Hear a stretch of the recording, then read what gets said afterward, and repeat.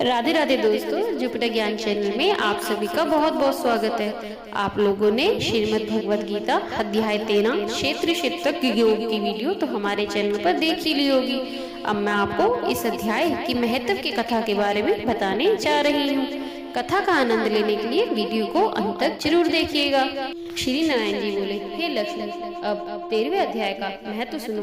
दक्षिण देश में हरि नाम नगर था। वहाँ एक व्यभिचारिणी स्त्री रहती थी। वह व्यभिचार करती और मांस मदिरा खाती थी।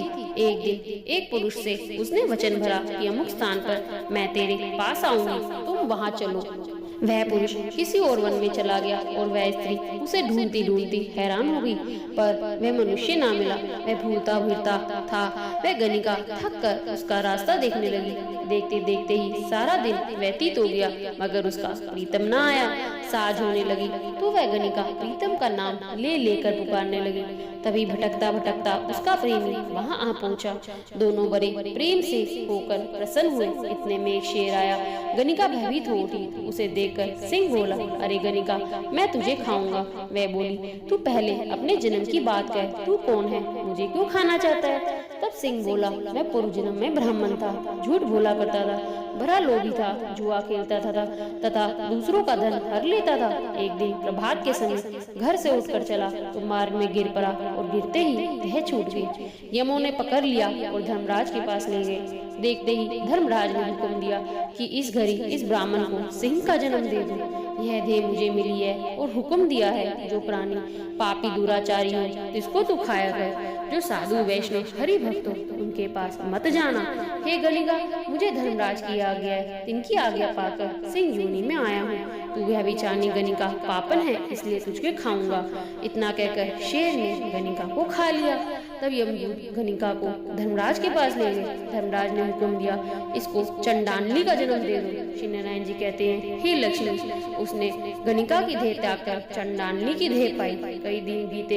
एक दिन वह नर्मदा नदी के तट पर घूम रही थी। वहाँ क्या देखा कि एक साधु गीता के 13वें अध्याय का पाठ कर रहा था। उसने सुन लिया। जब अध्याय पढ़ के भोग पाया तब चंडालनी के प्राण छूट गए और उसने देवदही पाई। आकाश से विमान आए, दिन पर बैठकर वे वैकुंठ को चल दी। साधु ने पूछा, अरे तूने कौन सा पुण्य किया जिसके करने से वैकुंठ को चली है? चंडालनी ने कहा, हे संजी, इस पाठ को श्रवण कर मैं देवलोक को चली हूँ। तब पार्षद को कहो, कोई ऐसा काम करो जिस सिंह ने मुझे पूर्व गणिका के जन्म में खाया था, उसको भी साथ ले चलो। तब उस साधु से प्रार्थना की कि हे संजी, गीता जी का एक श्लोक का पाठ का फल उसके नियमित देव जो सिंह का उद्धार होए।